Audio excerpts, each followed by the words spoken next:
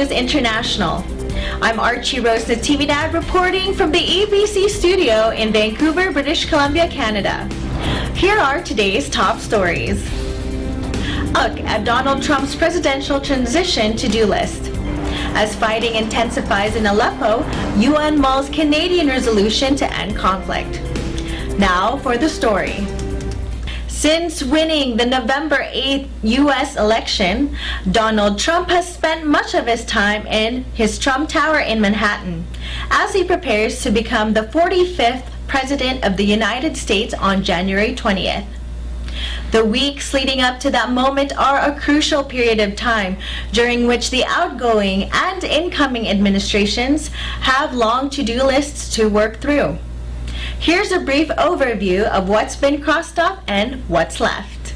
Trump visited the White House shortly after the election, wherein Obama gave his successor an overview of what Trump will soon face in the job. The president-elect and his team must prepare to implement campaign promises. The policy team comes up with specific plans for the first 100 to 200 days in office.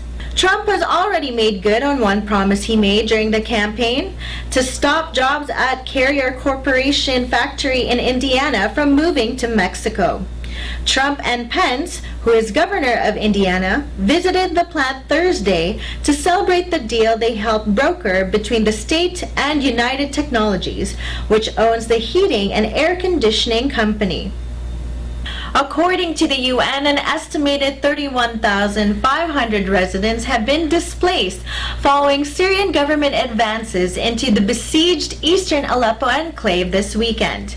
The advance of government and allied troops was one of the most dramatic shifts in the conflict, now in its 6th year, as their troops marched into areas controlled by the opposition since 2012. Losing eastern Aleppo would cost the opposition its most significant urban presence. As the government advances, airstrikes and shellings continue, rendering the situation in the besieged area even more direful. The UN and rights groups have urged for a pause to allow humanitarian access to the enclave's estimated 275,000 people, but there's no ceasefire in sight. The United Nations General Assembly began talks on a draft resolution that would demand an end to fighting in Syria. The draft resolution would demand aid access, an end to indiscriminate and disproportionate attacks, and an end to sieges. Fighting has continued on the edge of the eastern Aleppo enclave as Allied government troops made progress on their advance on the southern and eastern fronts. Meanwhile, rebel rockets striking government-controlled areas of Aleppo killed 4 Friday, according to state media. Over the weekend, Allied government troops advanced from the northern side, capturing nearly half of the 45-square-kilometer enclave and sending the local population fleeing. Most of those displaced fled to government and Kurdish-held areas in western Aleppo, separated only by roads and deserted buildings. Many were also displaced inside rebel-held parts of the city, cramming into an already crowded and damaged areas in south and central eastern Aleppo. Syrian state media reported from the government-controlled areas. The state-owned channel showed dozens of the displaced people waving Syrian flags from green government buses. The Syrian government has been keen to show it is restoring normalcy to the shell-shocked community following the swift restoration of government control to areas held by the opposition for 4 years. Syrian officials visited the newly captured areas as workers were filmed clearing debris. At Ikhbaria, broadcasters said work is underway to soon reopen a road linking the eastern and western parts of the city, disused for many years. He also interviewed newly resettled residents who spoke of rebel abuses. UN officials have expressed concern over the plight of civilians caught in the fighting in Aleppo and called for more access to the eastern part of the city that has been besieged since July. There have been no operational hospitals in eastern Aleppo for nearly 2 weeks after they were bombed. On to our national news. Kinder Morgan Trans Mountain Pipeline approval. Prime Minister Justin Trudeau approved 2 major oil pipeline expansions, including the deeply controversial Trans Mountain Line through suburban Vancouver, while maintaining his government remains on course to meet its international climate commitments.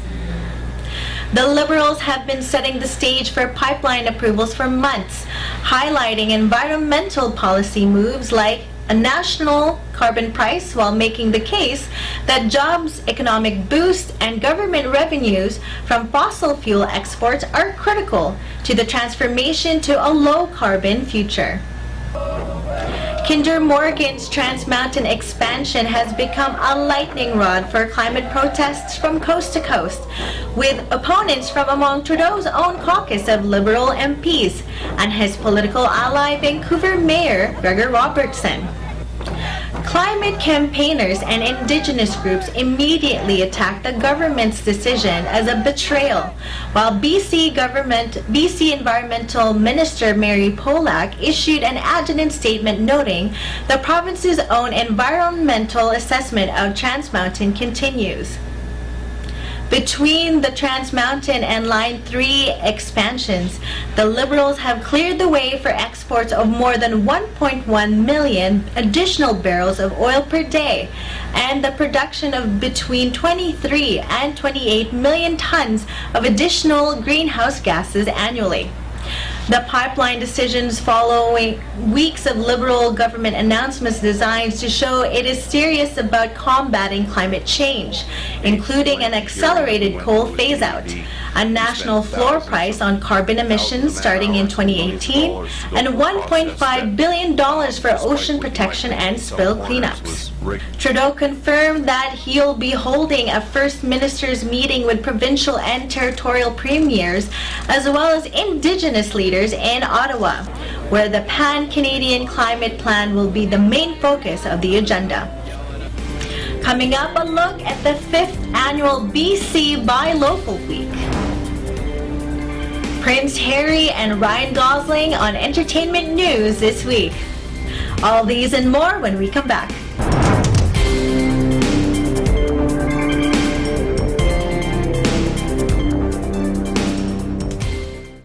Hi, I am Neil, And this is Jeanette. We are in Victoria, British Columbia, Canada. and you are watching Net 25.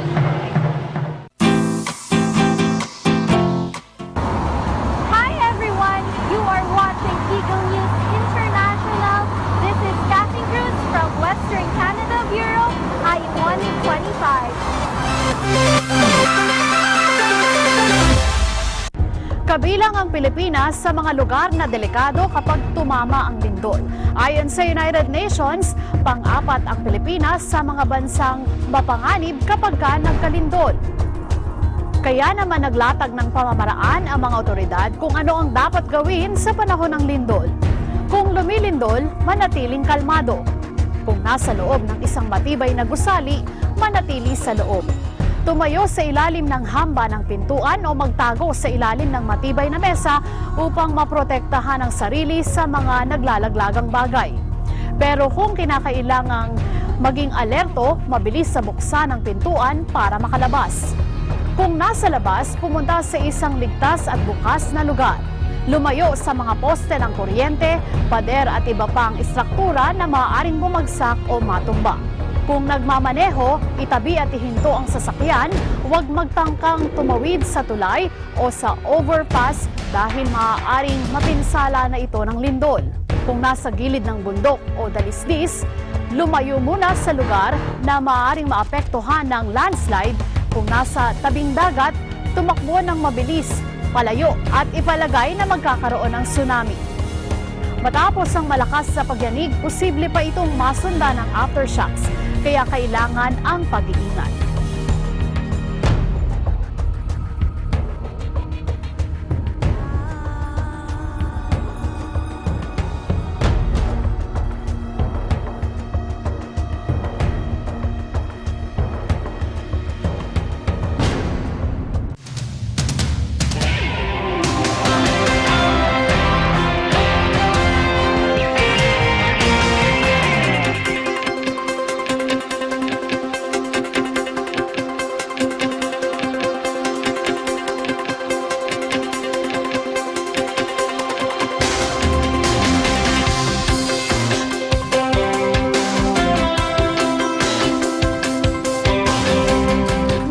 tinatawag natin ang mga industriya sa Pilipinas na nagtutulak na ng mga green and climate services at paano ito nakakatulong sa kanilang mga negosyo.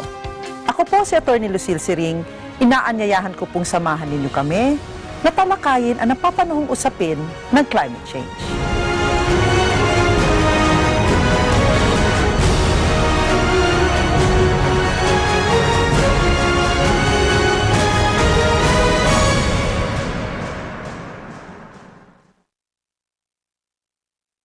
Agila Balita, Lunes hanggang Biyernes, alas 12 ng tanghali hanggang alauna ng hapon. Hey, what's up everyone? I'm Aljamain Santos, your EBC Las Vegas Bureau correspondent, encouraging you to say no to the good so you can say yes to the best. Because being the best version of yourself is a choice. If you reap what you sow, giving your best will only yield the best in return. Don't forget to watch Digital Nest every Tuesday and Thursday night, 7:30 p.m. only on Net 25. I'm Aljamain Santos, your EBC Las Vegas Bureau correspondent, and I am one with 25. Public officials should lead modest lives. Ang naggagawa ng mga rules na tinatawag natin international trade law ay essentially yung mga membro ng WTO. Public policy and morals. Oo, Kaya tama. hindi pwedeng ilagay sa kontrate. This is a noble profession. And we are bound by ethics. We are bound by ethics.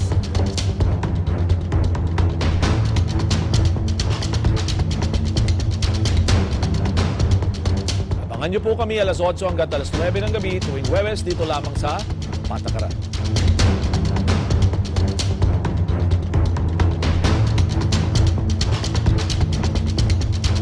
ASEAN in Focus, Monday to Friday, 2 to 2:30 p.m.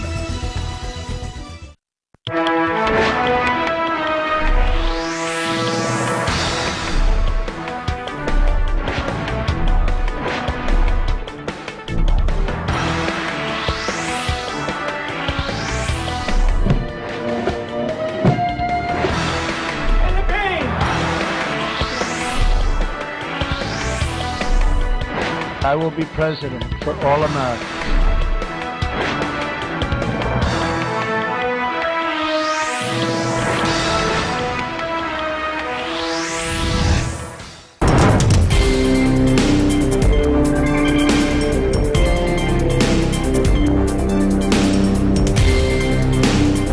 Welcome back. You are still watching Eagle News International. I'm Archie Rose Natividad, reporting from the EBC studio in Vancouver, British Columbia, Canada. Now, in other news, in honor of the important role that local businesses play in the communities throughout British Columbia, the province is celebrating the 5th annual BC Buy Local Week from November 28 to December 4. This week puts a spotlight on local businesses and their contributions to their neighborhoods and local economies. Here's Jeanette Duazo for the report. BC Buy Local Week is November 28 to December 4. Small businesses are the heart and soul of British Columbia's neighborhoods. Their owners often live in the community and help grow the local economy by creating jobs. Small businesses often carry local products that help support other entrepreneurs, and many small businesses give back by sponsoring local sports teams, charities, and the arts. Most consumers in Canada spend thousands of dollars on food, beverage, gifts, and services every month. If 1% of that spending to local businesses, that money will multiply locally to create more jobs and stronger communities. This is according to Amy Robinson, Executive Director of Loco BC. Loco BC is a nonprofit organization that advocates on behalf of local small businesses and champions greater market access for local products in British Columbia. The group collaborates with municipalities throughout the Lower Mainland to hold events that raise the profile of small businesses and encourage residents to shop locally rather than patronize a national chain. Local BC has partnered with the province to profile BC Buy Local Week for 5 years. The province helped promote BC products and shopping local through the Ministry of Agriculture's BC Buy Local program. The Ministry of Agriculture's BC Buy Local program helps farmers and food processors promote their local agri-food and seafood products through Buy Local initiatives throughout British Columbia, such as social media campaigns or in-store promotions. These initiatives encourage businesses and British Columbians to explore products unique to BC. Some quick facts about small businesses in British Columbia. Small businesses employ over 1 million people in British Columbia. There were approximately 388,500 small businesses operating in British Columbia in 2015. 313,500 have fewer than 5 employees. Small businesses account for 35% of British Columbia's GDP, tied for first place in the country and higher than the Canadian average of 32%. So when we purchase something from a local small businesses, we're not only helping that business, we're also helping support a large network of other area businesses and the community. So everyone in our own communities benefit. For Eagle News, this is Jeanette Tuaso in Victoria. I am 1 with 25. On a lighter note, here's Kathleen Cruz for entertainment this week, talking about Prince Harry and his new girlfriend, Meghan Markle, and EBC's Canadian Artist of the Week, Ryan Gosling. Hello everyone! You are still watching Eagle News International from Western Canada. My name is Kathleen Cruz and I am showbiz reporter for entertainment this week. Our hot topic for today is about a prince. Who doesn't want a Prince Charming? Like literally having a prince. When Prince William or the Duke of Cambridge married Kate Middleton, ladies were heartbroken, and now it's Prince Harry's time. Prince Harry had been secretly dating Markle since June when they met in Toronto, Canada for Paralympics event. Hey, I'm Meghan Markle. I play Rachel Zane on Suits. The 35-year-old Suits actor Meghan Markle is now under the scrutiny of the public by appearing on newspapers, web articles, and social media.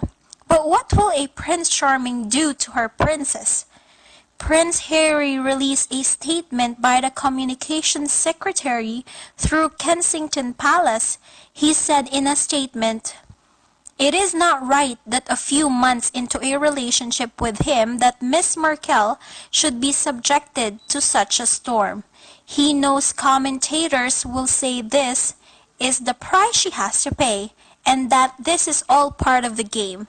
He strongly disagrees. This is not a game. It is her life and his." Yeah, I know, me too. I knew we had something in common. No, I've actually got it right there. That is just so sweet, with a full support from the Duke of Cambridge, who absolutely understands the situation about privacy of Prince Harry. Now that's full support. Now on our Canadian Artist of the Week is Ryan Gosling. So what? So it's not going to be easy. It's going to be really hard. And we're going to have to work at this every day, but I want to do that because I want you. I want all of you forever. You and me, every day. Will you do something for me? Please? You just picture your life for me? 30 years from now, 40 years from now? What's it look like? If it's with that guy, go. Go! I lost you once. I think I could do it again. If I thought it's what you really wanted. Ryan Thomas Gosling was born on November 12, 1980 in London, Ontario. He is a Canadian actor, musician, and producer. Though he didn't receive any formal acting training, he still appeared on TV series Young Hercules on 1998. But after appearing in the romantic drama The Notebook in 2004, he came to the attention of the public audience. This film grossed about $115 million worldwide. He was named as the Male Star of Tomorrow, won 14 Choice Awards and an MTV Movie Award. He is still in fact notable in the entertainment industry with his new upcoming movie La La La Land, which will be in theaters on December 15.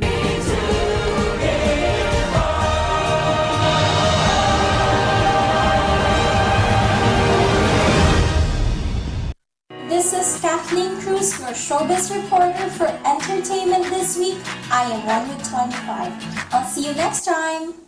Another report we have for you is a report from the premiere of a movie produced by InCinema titled Tapat Ako sa Pangako in Calgary, Alberta, Canada. Here is Tiffany Alisasis for the report. We are currently here at the Canyon Meadows Cinemas for the premiere of Tapat Ako Pangako, produced by InCinema in Western Canada. As members of the Church of Christ, patiently wait to see the premiere of Tapat Ako Pangako, which was produced by InCinema by the members of the Calgary region in Western Canada.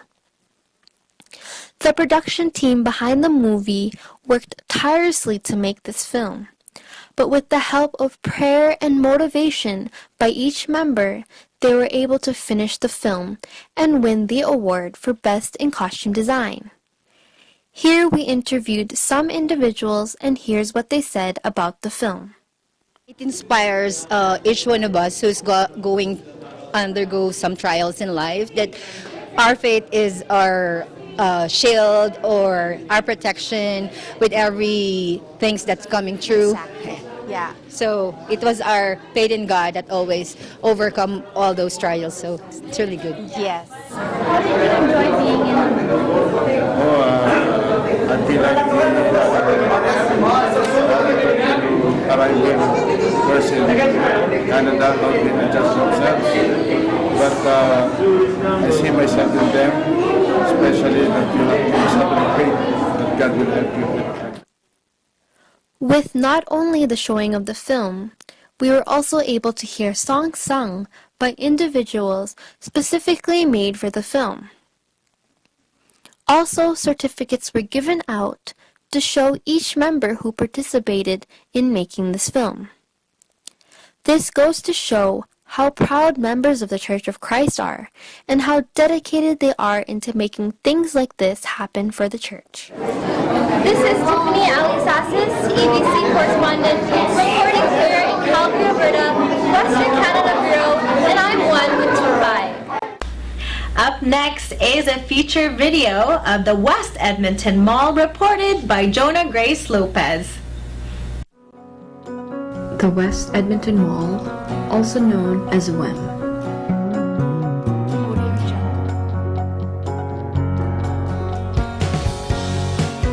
It measures 5.3 million square feet, which is the size of a small city. WEM is not only the biggest mall in Canada, it is also the largest mall in North America. With its incredible design layout, the mall has over 100 restaurants, an indoor amusement park, a water park with a maximum capacity of 5,000 guests, over 810 stores, 2 luxury hotels, a sea life park, an 18-hole mini golf course, and an ice rink used for recreational purposes, and a practice space for the Edmonton Oilers hockey team.